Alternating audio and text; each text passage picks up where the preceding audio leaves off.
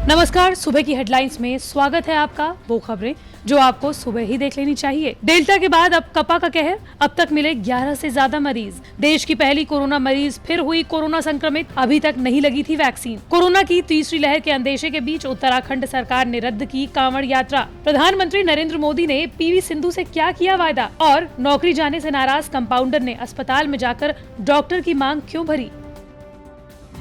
देश में कोरोना संक्रमण की दूसरी लहर भले ही कमजोर पड़ गई हो, लेकिन कोरोना के अलग अलग वेरिएंट्स ने चिंता बढ़ा दी है। डेल्टा और डेल्टा प्लस के बाद अब कोरोना का कपा वेरिएंट सामने आया है। राजस्थान में कपा वेरिएंट से अब तक 11 मरीज सामने आ चुके हैं, जिससे प्रदेश में हड़कंप मच गई है।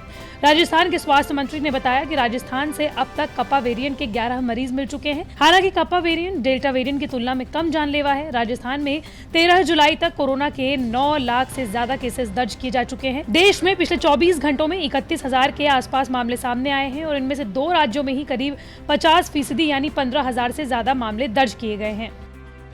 देश में भले ही कोरोना के मामलों में कमी आई हो, लेकिन केरल के हालात एक बार फिर से चिंता बढ़ा रहे हैं। बताया जा रहा है कि देश की पहली कोरोना संक्रमित महिला को एक बार फिर से कोरोना ने अपनी जद में ले लिया है। उसकी रिपोर्ट पॉजिटिव आई है। उसे अभी घर पर ही क्वारंटीन करके रखा हुआ है। देश की पहली कोरोना मरीज एक मेडिकल स्टूडेंट थी, जो पिछले साल चीन के वुहान से लौटी थी। वुहान वही शहर है जहाँ कोरोना का पहला केस सामने आया था, और यहीं से दुनिया के बाकी देशों में कोरोना का खौफ फैला था। पहली कोरोना मरीज केरल के त्रिसूर की रहने वाली है और वुहान में मेडिकल की पढ़ाई करने गई थी। पिछले साल 30 जनवरी को उसकी कोविड रिपोर्ट पॉजिटिव आई थी। ये देश में पहला कोरोना का मामला था। हालांकि वो कोरोना से ठीक हो गई थी, लेकिन तकरीबन 1.5 साल बाद वो फिर से कोरोना की जद में आ गई है। उसे घर पर ही क्वारंटीन करके रखा हुआ है। आपको बता दें कि उसने अभी तक कोरोना के खिलाफ वैक्सीन तक नहीं लगाई थी।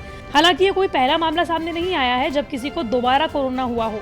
देश और दुनिया में कई ऐसे मामले सामने आ चुके हैं।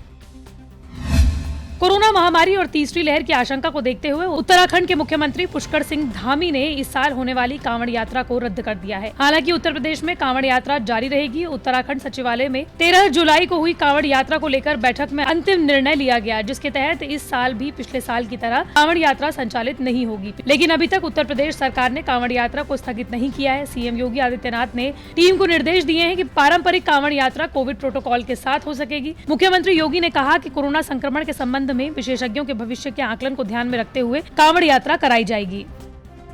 प्रधानमंत्री नरेंद्र मोदी ने टोक्यो ओलंपिक में भाग लेने जा रहे कई भारतीय एथलीटों से 13 जुलाई को ऑनलाइन तरीके से बातचीत की। इस दौरान उन्होंने कुछ खिलाड़ियों से ऐसे सवाल पूछे जो चर्चा का विषय बन गए। दरअसल प्रधानमंत्री नरेंद्र मोदी ने स्टार बैडमिंटन खिलाड़ी पीवी सिंधु का आइसक्रीम से संबंधित एक पुराना किस्सा शेयर किया। साथ ही पीएम ने ओलंपिक में जीत दर्ज करने के बाद सिंधु के साथ आइसक्रीम खाने की इच्छा भी जताई। तो देखिए प्रधानमंत्री नरेंद्र मोदी ने पीवी सिंधु और उनके परिवार से क्या कुछ बातचीत की। मुझे याद आता है कि गोपीचंद जी ने एक इंटरव्यू में कहा था कि उन्होंने रियो ओलंपिक के पहले आपका फोन ले लिया था, आपको आइसक्रीम भी खाना अलाउ नहीं किया था। क्या अभी भी आपके आइसक्रीम खाने पर पाबंदी लगी हुई है या कुछ छूट मिली है? सर ऑब्वियसली थोड़ा कंट्रोल करती हूँ सर, क्योंकि एक एथलीट के लिए डाइट बहुत इम्पोर्टेंट है।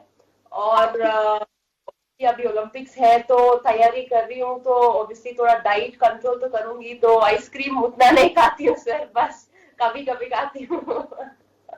बता दें कि रियो ओलंपिक 2016 से कुछ महीने पहले पीवी सिंधु के कोच पुलेला गोपीचंद ने उनके आइसक्रीम खाने पर रोक लगा दी थी। ये पीवी सिंधु की फिटनेस को लेकर फैसला किया गया था। बिहार के समस्तीपुर जिले के दलसिंह सराय से एक अजीबोगरीब मामला सामने आया है। बताया जा रहा है कि एक निजी अस्पताल की नौकरी से निकाले जाने से खफा एक कंपाउंडर ने महिला डॉक्टर से बदला लेने के लिए चैम्बर में घुसकर मांग में सिंदूर भर दिया। कंपाउंडर ने इस पूरे घटनाक्रम का एक वीडियो और फोटो भी लिया। उसके बाद उसे सोशल मीडिया पर वायरल कर दिया, जिसके बाद महिला डॉक्टर ने उसके खिलाफ दलसिंह राय थाने में शिकायत दर्ज करा दी। पीड़ित डॉक्टर दलसिंह राय प्राथमिक स्वास्थ्य केंद्र की प्रभारी चिकित्सा पदाधिकारी भी है। वो दलसिंह राय में ही एक निजी अस्पताल भी चलाती है, जिसमें बम्बैया गाँव निवासी बाबूलाल महतो का पुत्र सुमित कुमार कंपाउंडर के रूप में काम करता था। कुछ दिन पहले कंपाउंडर के आचरण को लेकर महिला डॉक्टर ने उसे अपने हॉस्पिटल से निकाल दिया था। इससे नाराज कंपाउंडर बदला लेने की फिराक में लग गया। अचानक एक दिन जब महिला डॉक्टर अस्पताल में अपने चैम्बर में थी, तभी सुमित पहुंचा और चैम्बर में घुसकर दरवाजा बंद कर दिया। फिर कंपाउंडर ने जबरन महिला डॉक्टर की मांग में सिंदूर भरा और उसके बाद खुद के साथ सिंदूर भरने की वीडियो और फोटो शूट किया। समस्तीपुर के एसपी के मुताबिक महिला डॉक्टर का कहना है कि अचानक से उसके चैम्बर में घुसा और मांग में सिंदूर भरकर की फोटो लेकर सोशल मीडिया पर वायरल कर दी। पुलिस के मुताबिक मामला दर्ज कर आरोपी की गिरफ्तारी का भी आदेश दिया जा चुका है और उसे जल्द ही गिरफ्तार कर लिया जाएगा।